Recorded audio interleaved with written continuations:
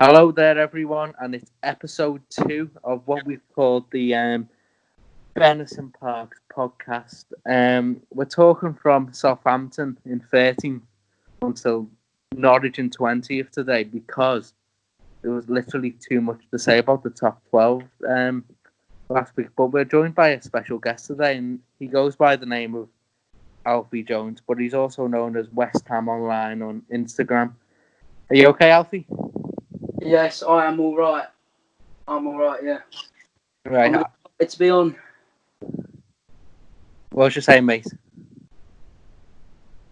Yeah, right. So, how's your lockdown been? It was good until West Ham came back, to be honest. But apart from that, it's been all right. Not too bad. You been enjoying the footy at all, mate? Yeah, I've been all right. Good man. So we're going to go from Southampton till Norwich today. By the way, you all right, Aaron? I'm doing well, yeah. You're good, mate. So we'll start with Southampton then. They beat your boys Watford yesterday, and they beat Norwich a couple of weeks ago, which was probably a couple of weeks ago. Could have been a couple of days ago. No one knows at this point. I think they got beat to Arsenal as well. But they're going along nicely, aren't they, Aaron? Yeah. I like Southampton, particularly the manager Ralph Hasenhüttl, who I'm not gonna lie, I'm really glad they stuck by him after that 9-0 defeat to Leicester, because any manager, any ownership would probably have leaned towards sacking him, considering they were in the relegation zone. I think they were in really poor form.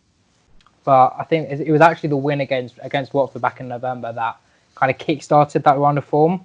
And obviously now they're comfortable in mid-table. They're not gonna go down. You know that. So it's looking good for Southampton, I think, especially for the future. Yeah, I would agree with a lot with that. After the 9-0, I worried that was he the right fit for a club that was all over the place defensively, couldn't keep clean sheets. But he's tightening them up at the back as well, isn't he? I was watching him against Hughes yesterday, and they defended very, very deep in the second half. Now, people don't talk about that because they'd rather talk about them pressing like lunatics and Danny Ings and Ward-Prowse and all the creativity that they've got, which is fairly decent. They've scored 41 goals. That's a pretty modest return, I would say, considering we've scored 38. Arsenal have scored 43. So they're in pretty good shape going forward. A lot of that's down to wings, as we say. But they have conceded a lot, 55, but they're good going forward. But you have to consider 9 of them were in one game. So if you take that away, they're in pretty good shape, Southampton. I like Hasenhüttl. He's a good coach. He's not my stereotypical agenda coach where I'll go after him and say well done every week, but he's a good coach. I can respect him. I like the way they play. I like the 4-4-2 they use. They press well. Alfie, what's your thoughts on Southampton? I think they've got quite a few underrated players, to be honest. I think Ward-Prowse at this point deserves a few more England call-ups. Ings is obviously in the race for the Golden Boot this year. I think he's going to get it. I think he's going to win the Golden Boot. At the back, Stevens has improved drastically. I know he didn't start yesterday, but because he got a red card, but he has improved drastically. And I don't think Bertrand is a bad fullback. I think all over they're quite a good squad. I do worry a bit about Alex McCarthy. I don't think he's the best. He's made a few errors against Arsenal and against West Ham. But I think overall Southampton have got a good team, a great manager. I was surprised when he joined Southampton, but I think they're only going to improve. Yeah, I'd say another thing just with the manager. After the kind of downfall of Mark Hughes, everyone expected him to go for that stereotypical kind of that dinosaur, that firefighter manager. But they took an inverted commas risk, getting a more unknown, an unknown guy from foreign leagues. But it's paid off for them, and like I said, I think they're in good stead going forward. Are you having a go at me, Aaron, for when I said they should get Tony Pulis? That didn't come to mind actually, right. But it's just as well that you were wrong, eh? Yeah, well, Well, yeah, I'll take that I was wrong there. I weren't saying he was a bad manager. I've never said he was a bad manager. I just look at them and I think they're a pretty basket case football club, if I'm being totally honest. But as a manager and I like what he's doing there. I really do. I look at some of the teams down there. I'm sure we'll talk about them, and I think they're playing a style of football that's completely beyond them. I don't look at Southampton and think what they're doing is beyond them. I think it's smart. They're quite functional as well. I think the pace into which they get the ball to wings and longs pretty good. They don't wait around very much. I quite like what they're about, to be honest. They're only a point behind us, so I'm 2 points behind Palace and Burnley. So so I like what they're doing, but I was just about to say, Alfie, Hasenhuttl, where do you think he lies in the Premier League in terms of managers? How good is he? He's definitely in the top 10. I'd go as far as saying he's top 6. Because quite a lot of clubs like Arsenal and United, they've just employed basically people who've done well as players at the club. I don't agree with those appointments. I know Solskjaer's doing all right at the moment, but yeah, I think Hasenhutl's a great manager. I'd say he's top 6. I'd say he's top 6 managers in the league. Yeah, he's in the top 10 for me. He's definitely better than the crowd at the top 6, like Solskjaer and Arteta. Yeah. I'd still say he's an above average Premier League manager. I was just going to say, you got to consider how they were a few years ago after the downfall of when Ronald Koeman left to go to Everton. They finished top 6, I think, that season, but then they messed up the replacement, wasn't it? Mucho Pellegrino, I think, was the replacement. Claude Puel. It was Claude Puel. Yeah, it was Claude Puel after Koeman, who was obviously sacked that summer. I think down to maybe style of play or them being ungrateful. But then it was kind of that was the moment where they started to fall down the league, become a kind of a relegation team that battles relegation a lot. That's when obviously Pellegrino failed and Mark Hughes, but I don't think they found. I think Hasenhuttl is the perfect guy to get them back to what they were. Yeah. I agree. On Mauricio Pellegrino, while we're here, that's another manager I go absolutely spot on. He's played the most ponderous, boring style of passing football you'll ever likely to see. Mark Hughes, my thoughts on him are well documented.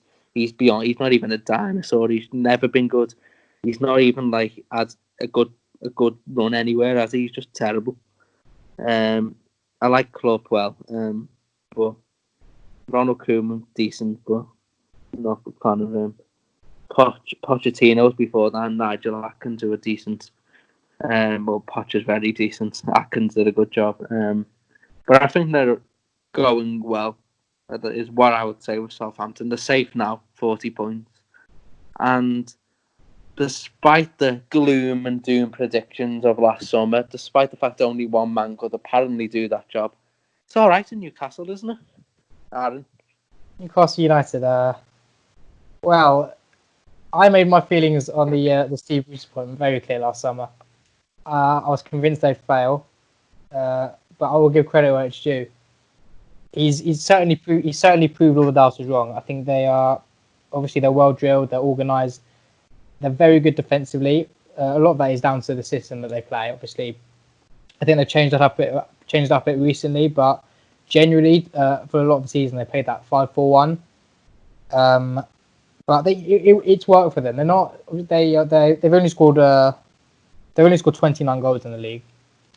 But they, like I said, it works for them, and I think you got to give credit to, because again with Rafa Benitez, the way he left, everyone kind of they said miracle work, all that to get them out the Championship with the kind of failure of Mike Ashley, but Steve Bruce has proven doubters wrong.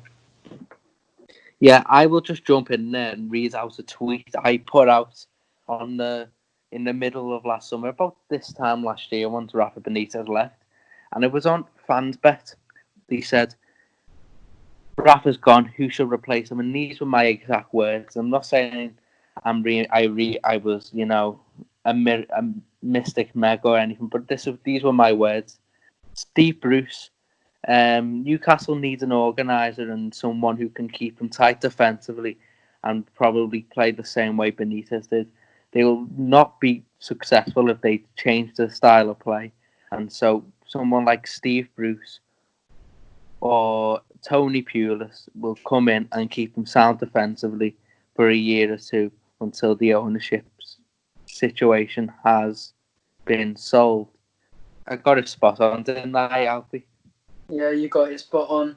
But like Aaron, I was quite critical of the Steve Bruce appointment.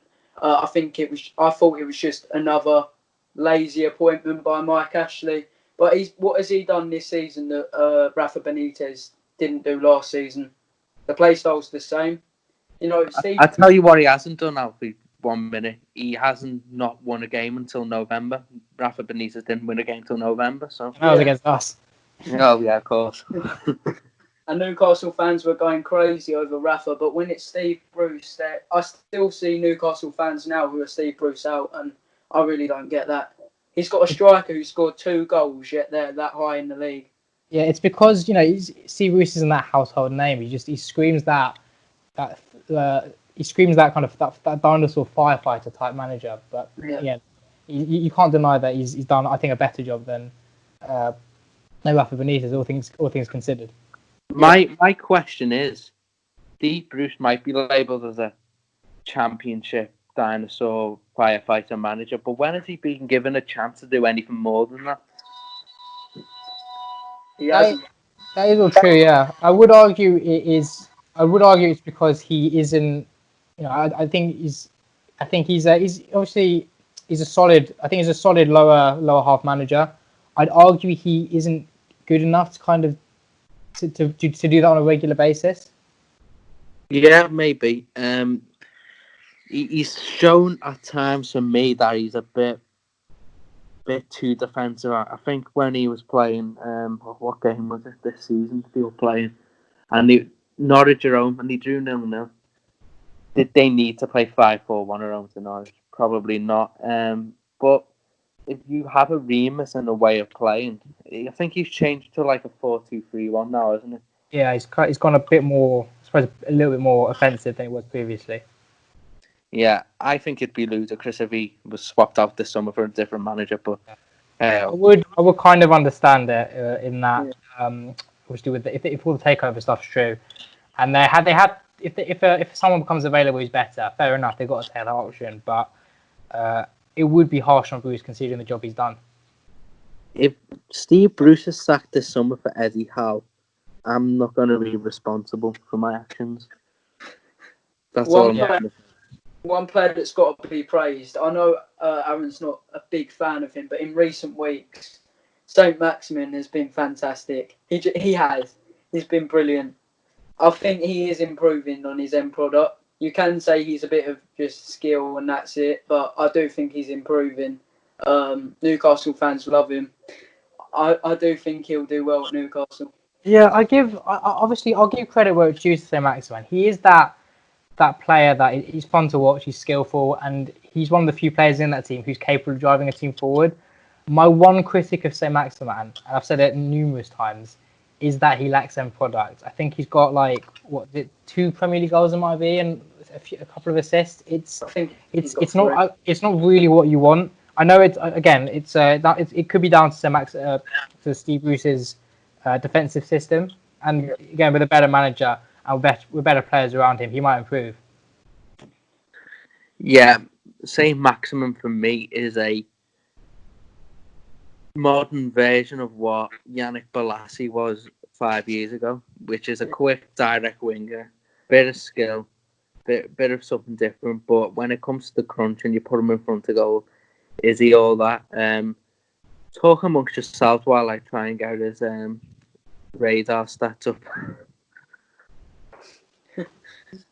I think Newcastle have got a lot of good options in central midfield as well. They've got Shelby. The 2 long staffs, okay, they're not great, but they've got options. Ben Celebi's a good player. I do think Newcastle. Hayden's a good defensive midfielder. Yeah, he's decent. Yeah. I So think Newcastle. they're generally filled with a bunch of grafters, so nothing like technically brilliant. Yeah, right. So I've got Alan St. Maximin, 2019, 2020, some stats that, So Newcastle, you would say, work in a very hard working system where they work very hard and they try and win the ball back a lot. Yeah, Alan St. Maximin averages only 1.13 average recoveries per game. So, yeah, you can't be working that hard. His XA is 0.18 per game, which isn't too bad. His pass completion is 76%, which you can understand as they play quite direct. He's a very good dribbler, 5.65 per 90. Successful dribbles is 63%. He gets dispossessed 2.12 times a game, which is not great, but I suppose, again, it's down to the system they play that. It's all quite kick and rush. He isn't terrible, is what I would say. I made him out a while ago to be terrible, mainly because he was getting compared to Richarlison, who's in a different league to him. But I think he's a decent player, maximum. He's certainly Newcastle's best player, I would say. But He's certainly the best player going forward.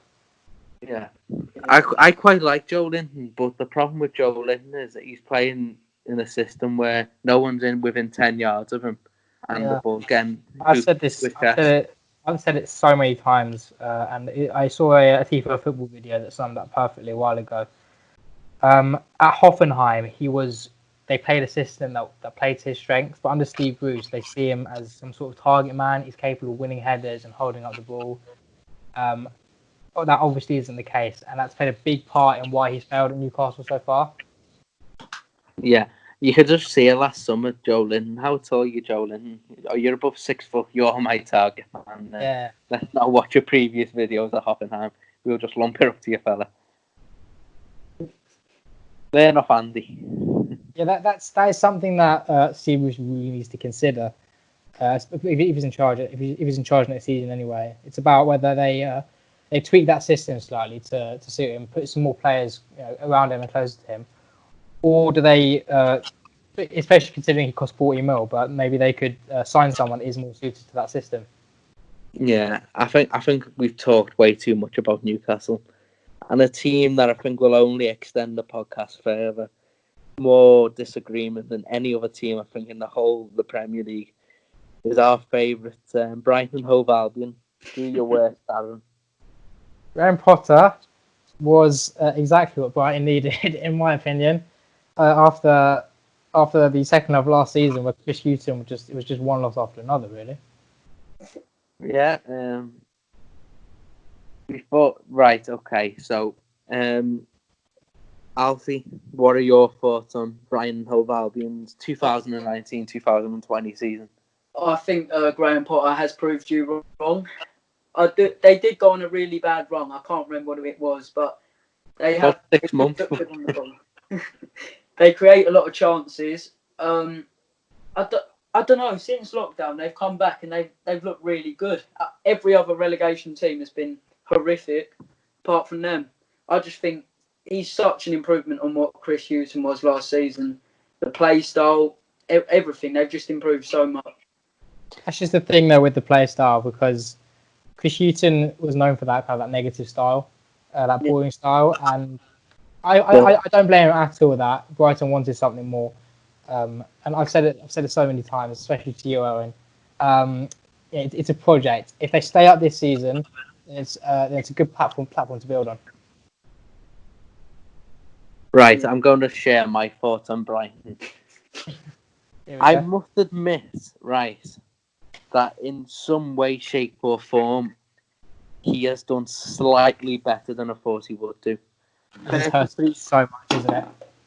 33 points from 31 games I would say, is a modest return for Brighton. Only 7 wins, to be fair.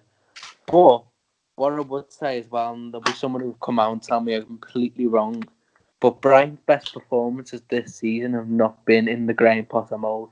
They've been in a back-to-the-wall mode against Leicester and against Arsenal since the lockdown. They've been brilliant, and that's because they've been going more direct. They played the ball quicker. and he got up the pitch quicker. The thing with Graham Potter is I always have with these new managers that bounce on the scene and get compared to Guardiola and everything. He's a Guardiola disciple and all this nonsense. Fine, but the issue with it is Chris Hughton did a fantastic job at Brighton.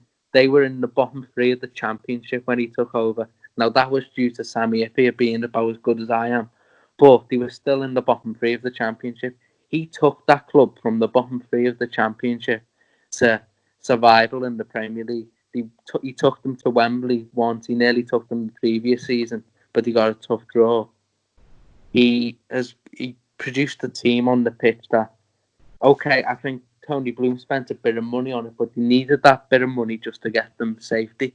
In his first season in the Premier League, they were fantastic. The second half of his second season in the Premier League, they were top half of Christmas. The issue was when he got sort of found out a bit, and then the football started getting really dire, and that's not what really Chris Hughton's about. Chris Hughton's an organised manager, a manager that, believe it or not, the Championship's quite an attacking manager. But when it comes to the Premier League and it gets tough, he likes to see his team stick in a bit. And I think when you've got Duncan Duffy centre back, which they had, they would reduce their edge of the box a bit more, and they had Murray up front. This season they've become more attacking. There's no doubt about that. But they've also went a long time without winning a game of football. If you think from at the end of December, I know we had the lockdown, but it was about 11 games in the end. I think it was from when Ancelotti took over until the end of lockdown. They didn't win a game of football in any competition. So we'll see how they do going forward. I wish them luck because I think they're a good football club. They don't rub anyone up the wrong way or anything. I hope they stay up, actually, despite Potter, over the likes of West Ham, no disrespect, Alfie, and Bournemouth and Aston Villa. But we'll just have to see. Good luck to them is all I've got to say. Yeah. I think I looked earlier and Brighton had 35 points last season. They're on 33 now and they've got, 6 games to get 3 points to beat that. I think they'll do 7 that. games left. Oh, 7 games. games. All they've got to do is get 1 win. They've beaten last season total. Good. Yeah, Well, I don't think anyone was knocking the job that Chris Hughton did. Yeah, But, exactly. all good things have to come to an end eventually, and I thought this was a perfect time after that run of form in the second half of last season.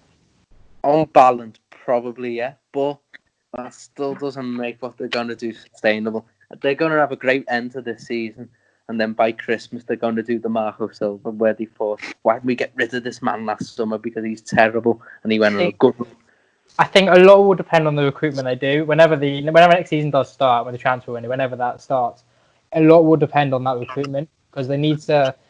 Obviously, they have a squad that was mainly tailored to Chris Hughton's style of play. If they stay out this year, which I think they will, they need to sign players that Graham Potter wants and that suits his system. Yeah, I would agree. They do need more, but what I would say is if you've seen Brighton's net spend and you compare that to that of Burnley, not bad job at Burnley. Well, we're talking about Burnley, so Yeah, we're not going to mention no more. It's the anti-football derby tonight, which means we will move on very quickly to your boys, Aaron Wofford, and we'll just all go and make a cup of tea while you rant.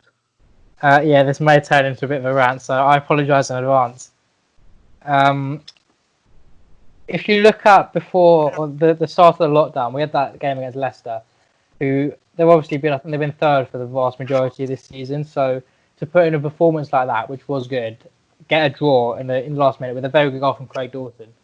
That was all. It was a good result with a good performance, and I hope that that fight back to get that last minute equaliser, even if we just conceded just minutes prior, I was hoping that would kickstart a decent run of form. The problem was we didn't build on that performance.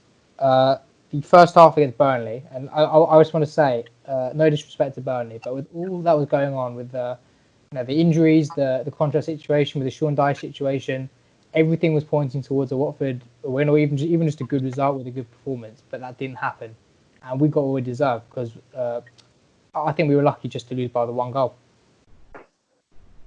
Yeah, I agree. The thing with Watford is that I think they've got a much better team than where they are in the league. I look at the Corey and Capu, and I think they're good midfielders. I think Sarr's a good player. Delafeu, I'm not a big fan of in terms of his time at Everton, but I respect he's a decent winger.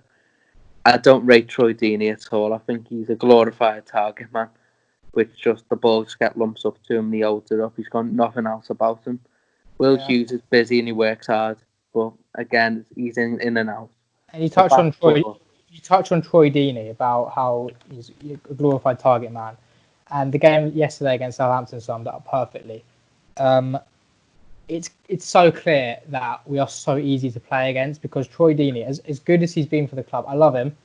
He's obviously a Watford legend, but he's just past it now. He's because he's slow, but because he's meant to be our main man up top. It means while he's in that starting 11, we basically play long ball to him because that's the only system that really suits him and only him and not the rest of the squad. He won 5 aerial duels yesterday out of 23 because Yannick Vestergaard's a big centre half and Deeney is never going to win anything against him. He reminds me a bit of when we had, you guys probably won't know this fella, but Dennis Strachwell. He was just a hard working workhorse up front who was about 39 when he came to us. We just lumped the ball up to him. Just it bounced off everywhere, but where it was his chest, and we were terrible. But he worked hard, and that's what Troy Deeney looks like now. How old is Deeney, Aaron? He's 32 today. Well, happy birthday, Troy. I hope. So yeah, that's just another thing that I've been annoyed at. He's 32. His contract expires at the end of next season. We've got these two young strikers out on loan, Cucho Hernandez and Luis Suarez. These talented young players, and next season I want them to be in and around the first team, making a name for themselves as our first choice striker. Because if we continue with Deeney, eventually we'll get to the point where nothing does work. I think that's now personally, but nothing will work, and we won't let these young players settle in, and eventually they'll flop as good as they are. And that's why we need to start integrating these players in and not relying on Troy Deeney again and again. Yeah. Alfie, I'll ask your thoughts on Watford, because I know you've had some passionate views on Watford in the past. Go on, do your worst to Aaron. Right. I think Watford last season, you can't knock what happened to Watford last season. They had a great season, probably deserved to finish above West Ham. Got to the FA Cup final. We all know how that went. But overall, Watford had a great season. Now, in the summer, the business was wrong. Dawson for $3 million isn't a bad signing if he's back up. The problem was Watford didn't go and invest in a quality centre half. I'm not a fan of Craig Cathcart. I think he's just rubbish. Cabasele is not bad.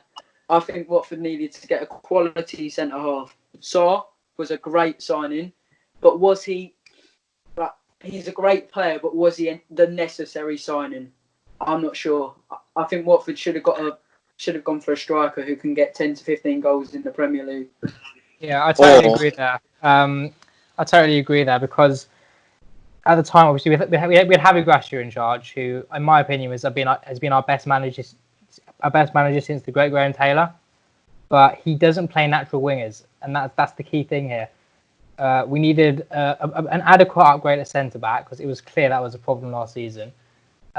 Maybe we need another striker. But that then in the transfer market, we broke our transfer record on a natural winger, and we signed another squad option at centre back.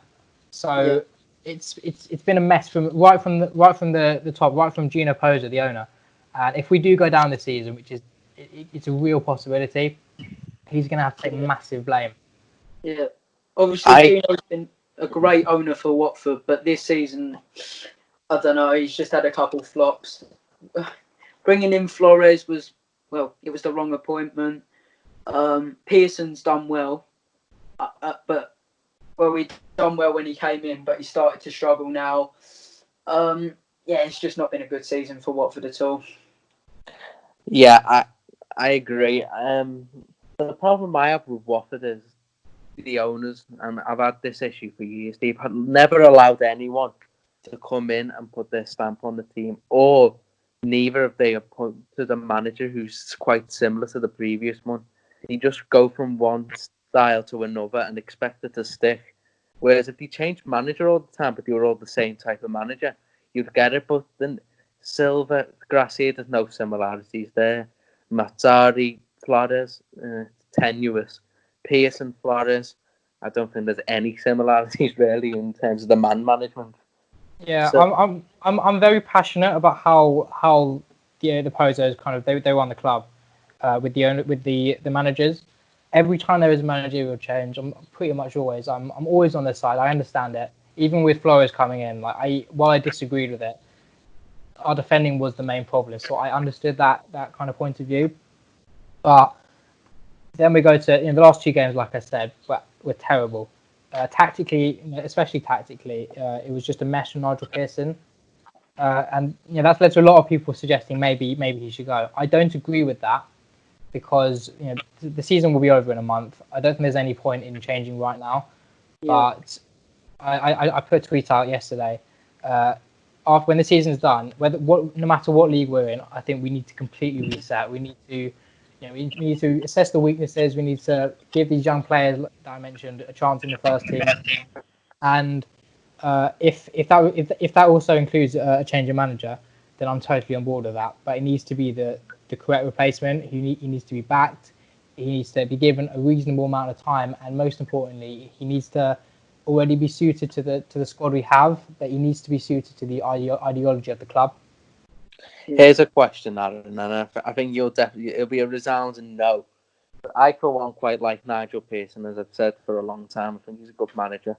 Don't think he's ever been given the full credit he deserves for what he did at Leicester, and I think he's not really done much else apart from that. But I think that stands him in good stead for other jobs. That I'm surprised he hasn't got up to now, considering you've seen Stoke point Paul Lambert over him, etc. But his contract is up this summer, and it wouldn't surprise me to see him move on. But here's the question: if he became available this summer, would you take Sean Dyche? It's a really tough one. I'm going to be honest because it goes back to the whole thing of the 4-4-2 that Javi Gracia played at the start of the season. Was that going wrong? Have teams worked that out? Then you had the Kiko Sanchez Flores disaster. I know the situation we were in, being 9 points from safety and all that, but a heavily defensive manager, he didn't really suit us. So it really depends on are we going to back him? Are we going to sign players that suit his style? Could he maybe adjust his system slightly to incorporate the players we do have, like Cucho Hernandez, Luis Suarez, etc. Because we've got in comparison to Burnley, we've got a lot of foreign players, and I'm mainly looking at these South American kids that I personally really would like to see in the first team. Yeah. The answer to that question was I don't think Sean Dyche suits what Watford is. I think he suits West Ham, and I will ask the same question to Alfie in a bit because I think you've also got to remember that it's unlikely, in my opinion, Sean Dyche will want to come to Watford, considering he was sacked by the Pozos as soon as they arrived, and obviously that was the right decision in hindsight, because he wouldn't be the manager he is today if we hadn't sacked him, and we wouldn't be in the Premier League if we kept him on. But no, that's a fair comment. It's just the way that that his spell with us kind of ended that makes it very unlikely he'd be willing to come back.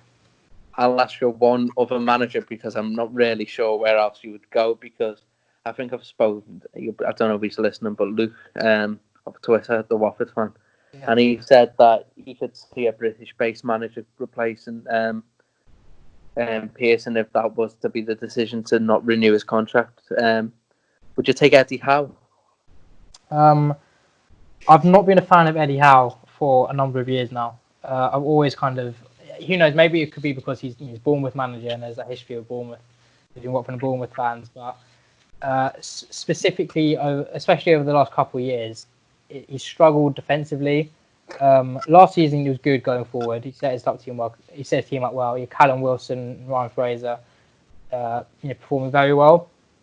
but that's gone stale now. And who knows? It could be because he's just lasted too long at that club. Maybe a fresh start would do him good, but I personally don't think he's what we need right now. No, I think we better move on from Watford because there's so many different loopholes to the football club that I think we might do a separate pod for a different day. So we'll go to our next favourite team, the lovable West Ham United. Alfie, what's going on, mate? What hasn't gone wrong this season is the question for West Ham. Last season, Pellegrini came in, and he done a decent job. At the time, Anderson looked like a great signing. Obviously, he doesn't anymore. Balbuena was a good buy for $3 million. Diop was a great signing. We were just a club that seemed to only be going forward. Unfortunately, this season, Pellegrini's tactics were horrific. And so we sacked him. And the solution for West Ham was to get David Moyes in. Now, we've spoke about dinosaurs before. I wouldn't be surprised if David Moyes is on the next Jurassic Park because he is a clueless manager. He was great at Everton, brilliant at Everton. No disrespect to any Everton fans who love him. He's finished. I don't get his tactics. His substitutions are horrific. He's just all over the place. I honestly don't get that guy. Yeah, a couple of our big names have flopped. Anderson, he's had a shocking season. Haller, I don't blame Haller for his form this season because he's not been used correctly, especially under Pellegrini. And yeah, I don't blame Haller, but he could have done more. Fornals has been inconsistent. Towards the end of the fourth, he was doing very well, but since then he's not had the best of form after lockdown. And yeah, it's just, everything has gone wrong for West Ham this season. Everything. Yeah, that manager, mate, he inspires confidence in absolutely nobody. You just said no disrespect to Everton fans who love him. I think you'd be very well pressed to find an Everton fan who still has adoration for David Moyes. I think he's ruined that a long time ago. Some of the things he comes out with is absolutely baffling.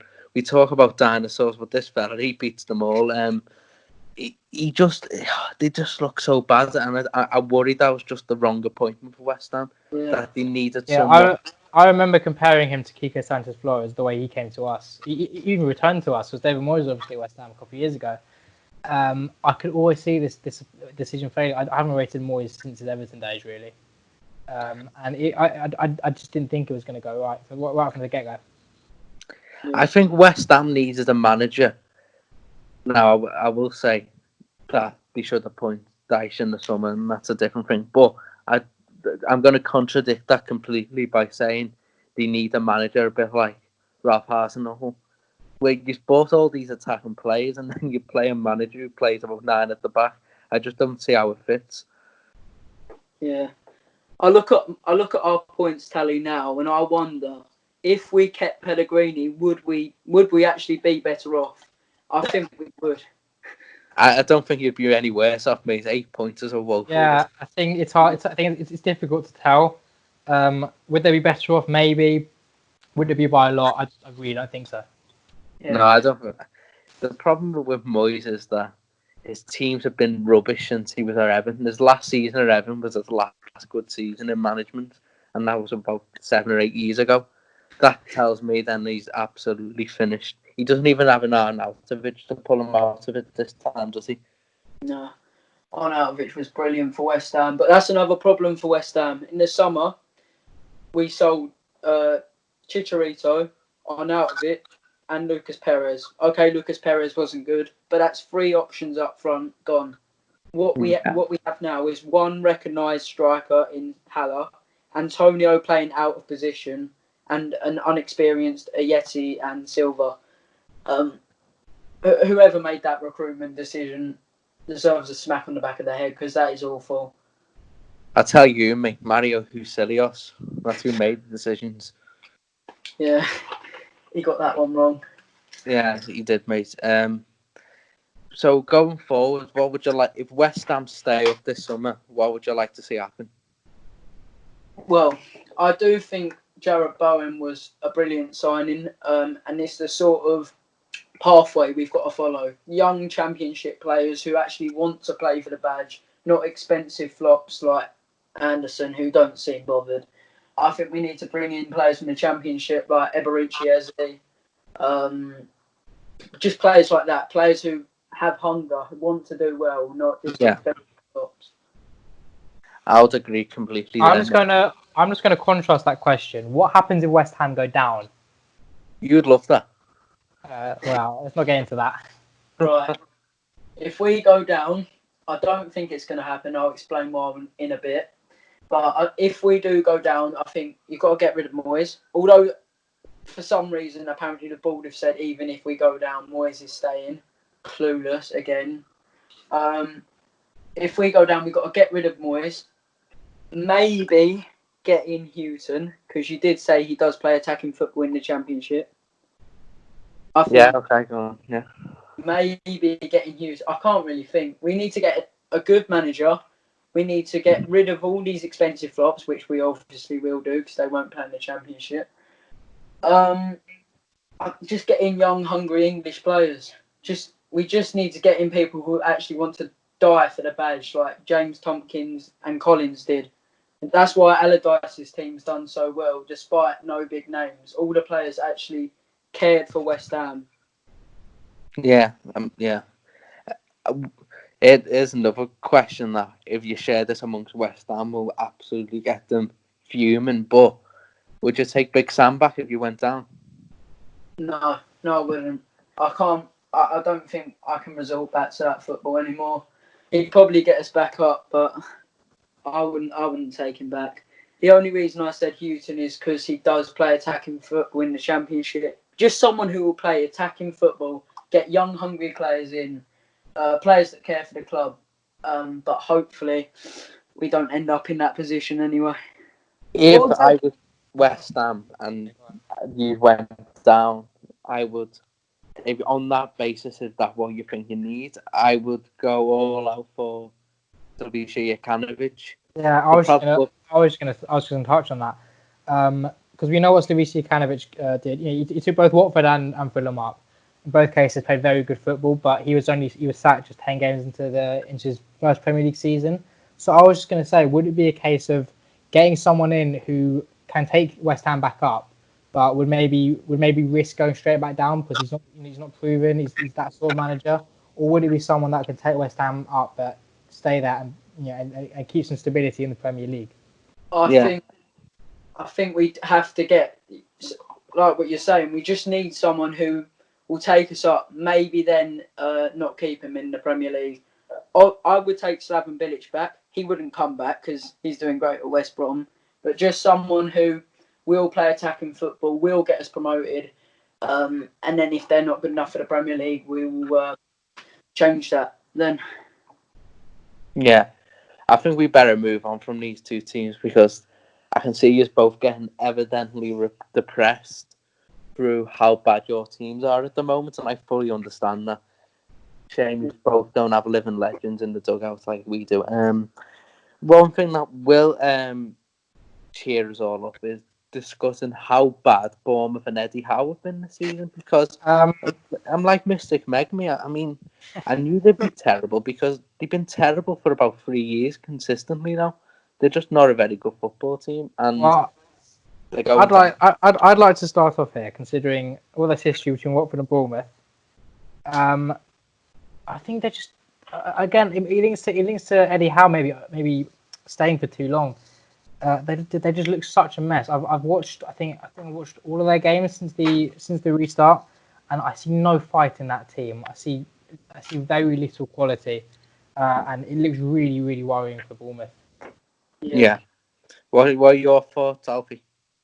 There's so many issues at Bournemouth. It's laughable. Their transfer policy it's baffling. It's horrific. I think Jordan Ibe and Solanke cost combined 35 million. I wouldn't pay 3 Freddos for them two. They are horrific. Jack Stacey as well, another flop sign. I just don't get their signings. They're young English players who have shown absolutely nothing, no potential at all. It just seems like they're signing them for the sake of it. At least I don't get Eddie Howe's transfer policy. I never will. I don't mind Jack Stacey, but it's kind of that. He's a young English right back from Luton, as is James Justin. But the difference there, when Leicester signed James Justin, they saw him as a backup. Bournemouth, I think, having their main two right backs being Adam Smith and Jack Stacey, and that isn't good enough to be in the Premier League. Adam Smith. I can't say I'm not pleased that he's doing terribly. What an absolute beaut. Anyway, I'm not a big fan of Bournemouth. I don't like the players. The manager is bafflingly bad. Their owners, I think I don't think they actually look at anything when they go and buy a player. But Jordan Brad Smith at Cardiff's backup left back now. That's how bad he is. There's so many awful. Who's that Dan Juma player? He's absolutely ross. He's some guy from Poland, I think. What about Jefferson Lerma? He's all right, but I don't mind Jefferson Lerma. He gets booked too much. I say that much. Yeah, again, he's probably one of their better players. I look through their squad and I see very little quality, mainly in defence, because barring Nathan Ake, you've got Simon Francis, Steve Cook, Charlie Daniels, Adam Smith, Jack Stacey. Diego Rico's been alright this season, but on the whole, there's so little quality in that defence, bar Nathan Ake. Yeah. What do you think happens to them if they go down? Do Eddie Howe stay? I think he'll probably go, won't he? I think Eddie Howe's got to leave if they go down. He's got to find a new challenge somewhere. Bournemouth, I probably expect them to maybe struggle in the Championship for a few years before coming back up. Yeah. Could they be one? I know I don't. Again, it sounds like I've got an agenda here, and I totally have. But could they be one for Chris Hughton? It's tough to say. But I'll be honest because it's quite tough to say. I did say he would be. It depends on how he plays, to be honest, in the Championship. I think he could be the right appointment, but to be honest, I think if West Ham and Bournemouth go down, I do see Bournemouth having more chance of coming back up, just because their players are so bad for the Premier League. They're not going to leave. And then they might be too good for the Championship, but we'll see. We'll see. Yeah. I probably know about Bournemouth squad best just because we came up at the same time, and they've still got a lot of those players. And it is true they've got they were in the Championship they were a free flowing attacking side. They scored loads and loads of goals. I think 100 odd goals, put 8 past Birmingham, etc. So if they can keep the kind of the core of that squad, maybe while like Ake, Lerma, Fraser's obviously leaving, maybe Callum Wilson could all leave, but they can keep a lot of those players and get the right coach in, assuming Eddie Howe leaves. I don't see why they can't maybe challenge. Maybe we like playoffs first, but it really depends. It'll be a big time for the ownership to make some important decisions. Yeah. I think that's all we can say about Bournemouth, because normally I'd come in with a positive slant about the football club, and I really struggle with Bournemouth, to be honest. I really struggle. I've never liked them. But what I would say is, if they did lose Eddie Howe, I would like them a hell of a lot more than I do currently. Aston Villa, another club I'm not a big fan of, but Dean Smith, where has he got this reputation from, Aaron? I don't know. Maybe because I look at Dean Smith. I remember him from his Brentford days. He was an alright coach. I think he was doing alright with Brentford last season, but then he left mid-season for Aston Villa. Granted, he did very, very well to get them into the playoffs, considering they were mid-table under Steve Bruce. But then just this season, it's not going to work for them at all. They wasted a lot of money. I saw loads of Villa fans in the summer saying, we're not Fulham. It's not going to happen to us, but it has happened to them. A lot of their signings have been flops. I look through, like I said in the last podcast, I looked through their squad, and there's very few players that I think could genuinely be above relegation battles. Mm-hmm. Yeah. I think it's the thing for them. If Jack Grealish isn't having the 10 out of 10, I don't think they've got much hope of getting the results in a game. And I think you need to have a lot more about you than one player to get through a game.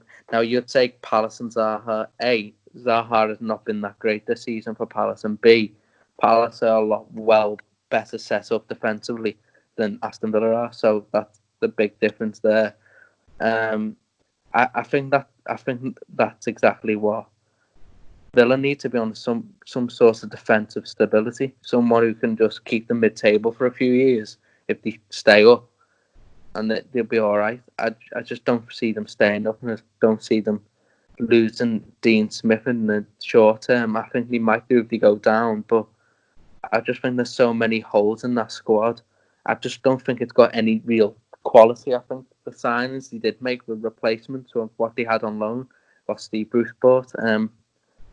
I just worry about them going forward. If they go down, if they stay up, I still think a change needs to be made because I don't think Dean Smith's up to it. Yeah, I'd say probably need to bring in a Sam Allardyce type manager just to tighten up that defence right from the start of the season if they stay up. Yeah, they can't go through another season like this season. But the one thing I would say about Dean Smith, if he does keep them up, I can't see him staying because I think they'll look at it as if, well, he's kept us up once, he can do it again. But I just think it's such a difficult job. Alfie, well, do you see Villa staying up? I see them going down, to be honest. I do think, and this isn't saying much, this just says how bad they were pre-lockdown. I do think they've been a little bit better after lockdown defensively than they were pre-lockdown. But their overall defensive record is horrific. I don't see how you can be that bad defensively with John Terry as your assistant manager, but there we go. Going forward, they're starting a striker who scored 2 goals in his career for Villa. In Davis. Samatta, I think he can get goals, but I watched him on the weekend against Wolves. His movement was quite poor. Will he suit the Premier League? It's yet to be seen. I just don't think they'll score enough goals to stay up. I really don't. That just speaks to their recruitment, though, because they went into the season with, I think, 2 recognised strikers. Wesley, who is he was an unknown quantity from the Belgian league, and Keenan Davis, who started the season off injured. So really, for the first half of the season, they had 1 recognised striker.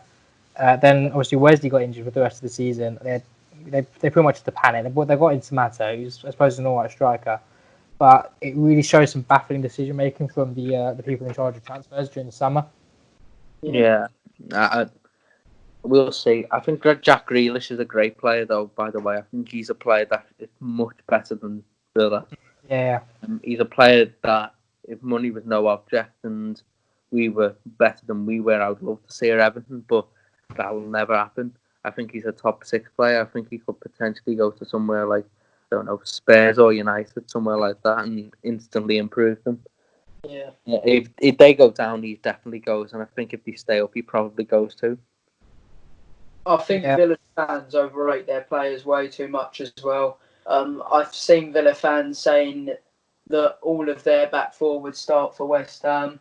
As bad as we are, that's not happening. I think Tyrone Mings is overrated. Yeah, we know that. Yeah, and their right back Gilbert, he's just awful. They've resorted to starting Konza at right back. Defensively they're terrible. Yeah, Gilbert is, I think, okay right back. I think he might be doing a bit down there. I agree with Tyrone Mings. I don't think he's good enough.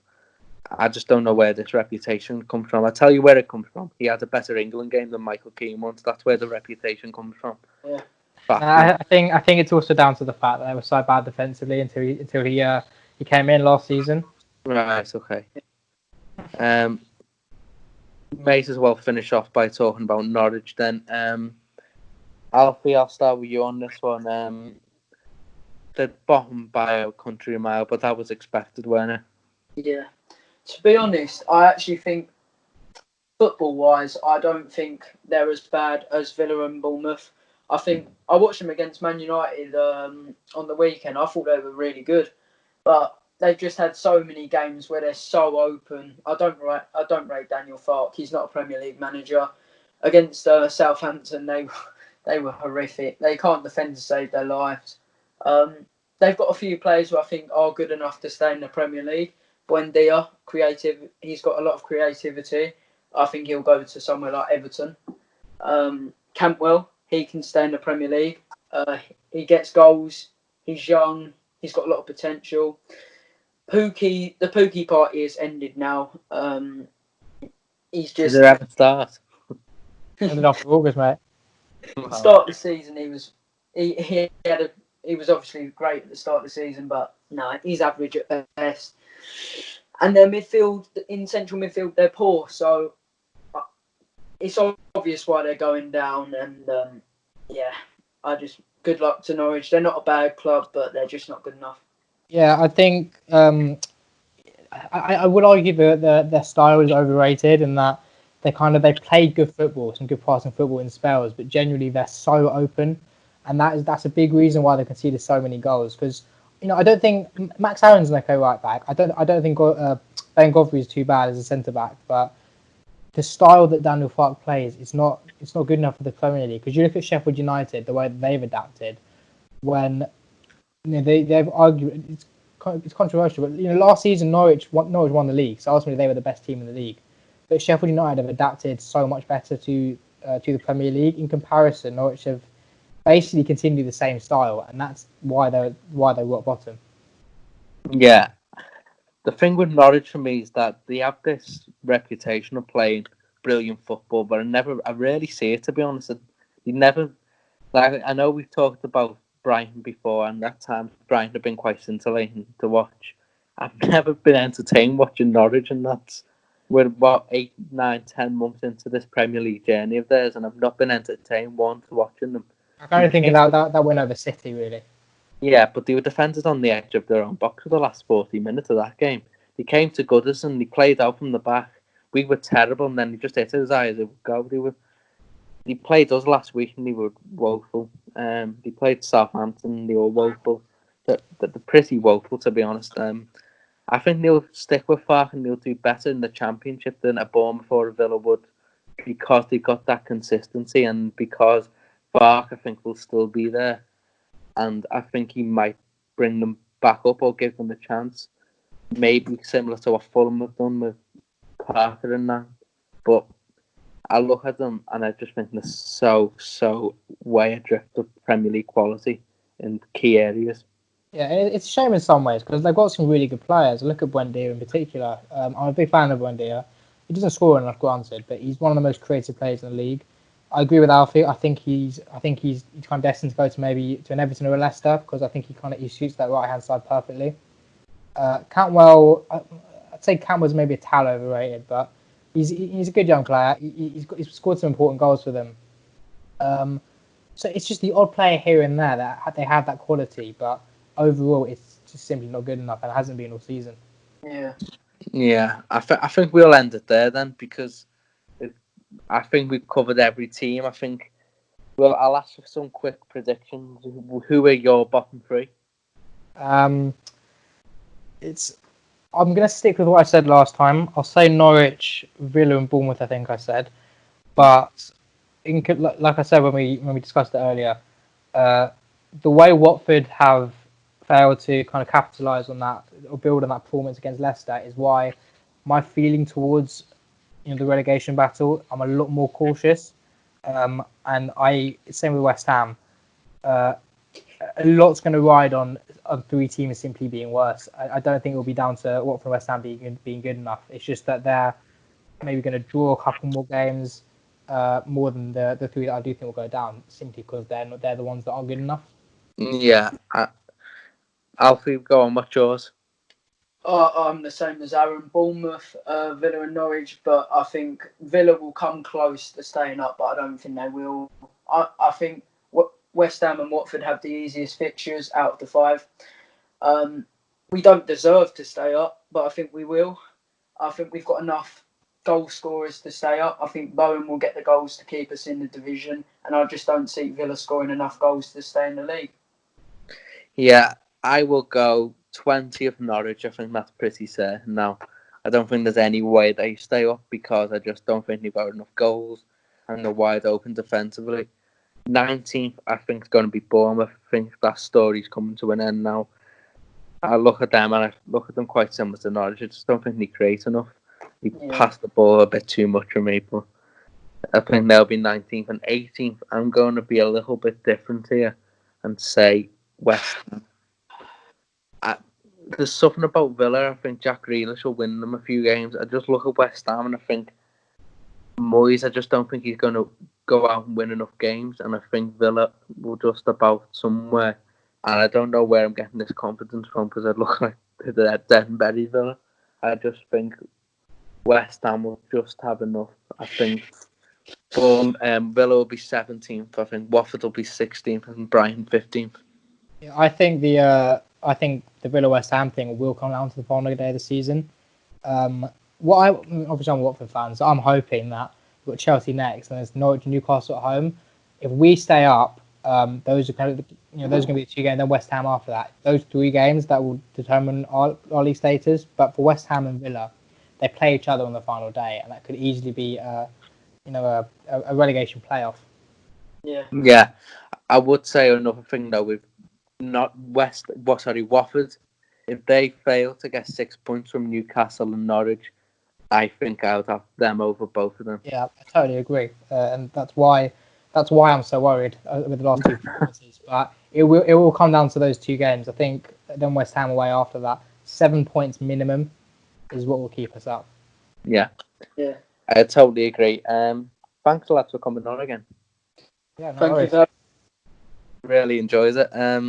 Yeah, thanks for everyone for listening as well. It's been a long one. This one just over an hour of me, Alfie, and Aaron talking about the bottom of the league. And I feel like it's a while ago now, but Southampton and Newcastle also. I hope keep well, keep safe, and sell keen buy Ings.